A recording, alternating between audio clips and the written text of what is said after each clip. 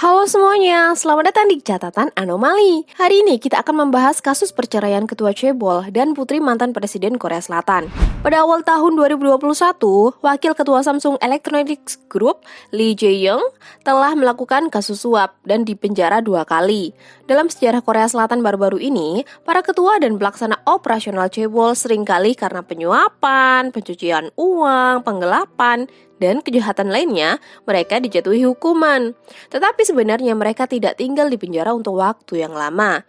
Di antara Presiden Chaebol yang telah dipenjara di masa lalu yang telah menjalani hukuman terpanjang adalah keponakan pendiri SK Group.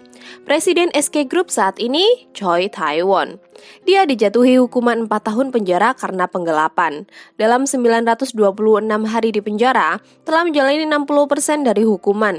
Dia juga telah dipenjara 2 kali, tetapi 2 pengalaman di penjaranya ini bukanlah cerita Choi Tae-won yang paling menimbulkan diskusi publik. Pada tahun 2015, ini adalah tahun di mana konstitusi Korea Selatan menghapus kejahatan perzinahan yang telah berlaku selama 62 tahun. Presiden Choi Tae-won menerbitkan tulisannya melalui media, mengumumkan dirinya mempunyai cinta dan wanita di luar nikah. Mengapa Choi Tae-won membuka kehidupan pribadi melalui media? SK Group adalah chaebol terbesar ketiga di Korea Selatan, perusahaan energi dan kimia terintegrasi terbesar di Korea Selatan. Grup ini dulunya adalah perusahaan tekstil Xinjiang. Setelah Choi Tae-won menjabat, Xinjiang Group berganti nama menjadi SK. Choi Tae-won memiliki ketajaman bisnis dan visi global yang sangat baik. Dia adalah pemimpin bisnis yang sangat handal, dan istrinya Roh So-young juga memiliki latar belakang. Ayahnya, Roh Tae-woo, adalah kawan dekat presiden kediktatoran militer Choi Do-hwan, yang kemudian menggantikan posisi Choi Do-hwan, menjabat sebagai presiden ke-6 Republik Korea Selatan. Roh So-young sejak kecil sudah sangat pintar. Dia diterima di Universitas Seoul, Korea Selatan. Postur tubuhnya tinggi, tabiatnya yang unik. Tetapi di tahun dia mendaftar tepat saat para murid mulai memberontak terhadap kediktatoran Chun Doo-hwan dan Roh Tae-woo, meluncurkan gerakan demokrasi pada tahun 1980. Sebagai putri dari Roh Tae-woo, hari-hari Roh So-young di sekolah sangat sulit untuk dilalui. Jadi dia keluar dari Universitas Seoul dan pergi ke Amerika Serikat untuk belajar. Belajar di Universitas Stanford dan Universitas Chicago, mengejar gelar master dan doktor. Saat dia menerima gelar doktor dalam bidang ekonomi di Universitas Chicago, seorang senior memperkenalkannya dengan Cho Tae-woo yang juga belajar di Amerika. Setelah beberapa pertemuan, Choi Tae-won jatuh cinta pada Roh So-young. Penampilan Choi Tae-won yang begitu berwibawa juga membuat Roh So-young mulai suka padanya. Saat belajar di negara asing, keduanya secara bertahap menjadi tergantung satu sama lain. Pada tanggal 13 September 1988, keduanya menyelenggarakan pernikahan pribadi di Blue House Welcome Hotel dan resmi menjadi suami istri. Tahun ini, ayah Roh So-young, Roh Tae-woo, secara resmi dilantik sebagai presiden. Meskipun kedua keluarga telah menekankannya beberapa kali, keduanya bebas jatuh cinta dan menikah, tetapi dunia luar masih membahas tentang pernikahan ini. Sebenarnya, tidak menyalahkan keraguan dunia luar juga. Saat itu adalah era pasar komunikasi seluler berkembang dengan cepat. Xinjiang Group juga telah bersiap untuk memperluas bisnisnya, bertepatan dengan pengumuman pemerintah Korea Selatan. Sebelumnya, perusahaan telekomunikasi Korea Selatan, pasar komunikasi seluler eksklusif, harus memilih perusahaan komunikasi seluler lain untuk bersaing demi pengembangan bersama. Selain Xinjiang Group, ada banyak perusahaan Korea Selatan lainnya berpartisipasi dalam kompetisi bersama. Tapi pada Agustus 1992, pemerintah mengumumkan terpilihnya Xinjiang Group. Hasil ini langsung pecah menjadi opini publik. Pada saat itu, Choi Tae-won dan Roh So-young menikah kurang dari 5 tahun. Usaha yang begitu penting jatuh ke tangan mertua presiden. Setelah itu, pada saat yang sensitif untuk pemilihan presiden, lingkaran politik lebih memperhatikan masalah ini. Dipaksa untuk memilih partai yang berkuasa dari Xinjiang Group. Juga maju untuk mengekspresikan hasil kali ini tidak sah. Seleksi terakhir. Pemerintah selanjutnya membuat keputusan. Pada hari ke-8 Senjing Group dipilih. Mereka mengadakan konferensi pers dan meninggalkan pemilihan perusahaan komunikasi seluler kedua. Sekaligus untuk menghindari kecurigaan, tidak akan berpartisipasi dalam seleksi berikutnya. Meskipun ada liku-liku seperti itu, tetapi Choi Tae-won dan Senjing Group tidak berencana untuk meninggalkan eksperimen komunikasi seluler. Dengan pengumuman pemerintah Korea Selatan, privatisasi perusahaan telekomunikasi milik negara, Senjing Group langsung bergabung dengan perang akuisisi. Tetapi opini publik ini tidak terlalu mengkritik Senjing Group. Sejak saat perusahaan telekomunikasi mengumumkan privatisasi, harga pembelian naik 4 kali lipat. Senjing Group berada di bawah tekanan.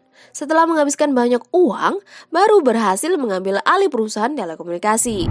Meski Senjing Group berada dalam ruang lingkup yang besar, karena pernikahan Choi Tae-won dan Roh So-young harus membayar harga yang besar, baru berhasil memperluas bisnis komunikasi seluler.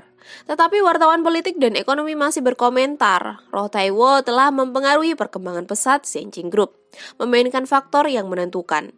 Entah itu adalah takdir atau niat. Pernikahan Choi Tae-won dan Roh So-young pada batas tertentu mempromosikan pembentukan dan pertumbuhan SK Group. Bahkan bagi Choi Tae-won sendiri juga susah untuk menyangkal hal ini. Memasuki abad ke-21, Choi Tae-won secara resmi mengambil alih Senjing Group dan berganti nama SK. Dia memegang erat kepemilikan SK Group, memiliki hak untuk memberikan keputusan pada semua anak perusahaannya. Dan Roh So-young setelah menikah menjadi istri penuh waktu.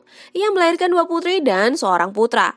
Sampai kematian Park Ye-hye, ibu dari Choi Tae-won, Roh So-young dari ibu mertua mewarisi posisi sebagai direktur museum seni dari SK Group.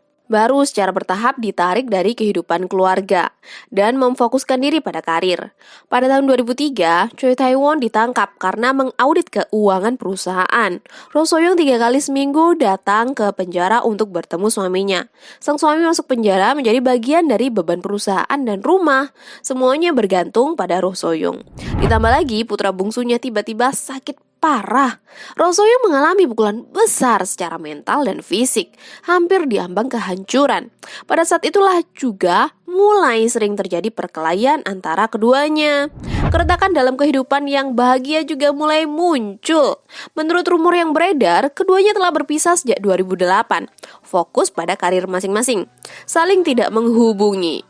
Pada tahun 2013, Choi Tae-won kembali dipenjara selama 4 tahun karena korupsi dan penyuapan, serta kejahatan lainnya. Dalam hal ini, ketua cebol umumnya menggunakan kekuasaan dan uang untuk keluar dari kehidupan penjara. Tetapi Choi Tae-won memecahkan rekor cebol di penjara terlama dalam sejarah. Sulit untuk membuat orang tidak curiga. Apakah karena ada hubungannya dengan identitas Roh So-young sebagai putri mantan presiden? Tahun 2015, Park Geun-hye merayakan kemerdekaan yang ke-70 tahun. Lebih dari 6.000 penjahat menerima pemulihan masa tahanan pada hari ini. Choi Tae-won juga termasuk. Pada 14 Agustus, Choi Tae-won mengakhiri hukuman 31 bulan, memegang Alkitab dan berjalan keluar dari penjara. Dia yang muncul di depan media, semua orang tidak bisa mengabaikan dandanannya yang rapi. Rambutnya penuh dengan uban. Mungkin kehidupannya selama di penjara ini membawa banyak perubahan pada Choi Tae-won. Pada tanggal 29 Desember 2015, Choi Tae-won secara pribadi menerbitkan surat terbuka melalui media berita Korea Selatan World Journal. Di dalam surat, Choi Tae-won mengungkapkan dirinya mempunyai wanita simpanan selama 10 tahun. Keduanya juga memiliki seorang putri yang berusia lebih dari 5 tahun. Ini menyebabkan kegemparan publik. Choi Tae-won berkata, surat ini mengabaikan identitasnya sebagai seorang pengusaha dan membuka aib seperti orang biasa. Dalam surat itu, dia mengungkapkan dirinya dan istrinya Roh So-young hubungannya memburuk selama 10 tahun terakhir. Karena perbedaan kepribadian dan alasan lainnya, setelah saling setuju, keduanya sudah tidak bisa hidup bersama lagi. Keduanya sepakat untuk bercerai. Detil perceraian juga dibahas. Dalam waktu dirinya yang paling sulit, dia menemukan seorang wanita yang mampu mampu menenangkan hatinya dan melahirkan seorang putri. Dia juga menyebutkan dari awal istrinya sudah tahu kehadiran wanita dan anak ini. Meskipun dia tahu ini adalah kesalahannya sendiri, tidak ada cara untuk mendapatkan berkat dari dunia. Dia berkata akan mengurus perceraian antara dia dan Roh So-young dengan baik, melakukan yang terbaik demi istri dan anak-anaknya, memberikan kompensasi. Sekarang dia ingin mengambil tanggung jawab keluarga lain, menjaga wanita dan anaknya yang berusia 5 tahun dengan baik. Berdasarkan yang dipahami, nama wanita yang hidup bersama adalah Kim Hae-young. Wanita keturunan Korea Selatan Amerika, dia 15 tahun lebih muda darinya. Sebelum bertemu Choi Tae-won, dia hanya seorang ibu rumah tangga biasa. Telah melahirkan seorang putra dengan mantan suaminya. Dia adalah blogger kecil yang terkenal. Dikatakan dia bertemu dengan Choi Tae-won pada tahun 2008. Dia melahirkan seorang putri untuk Choi Tae-won pada tahun 2010.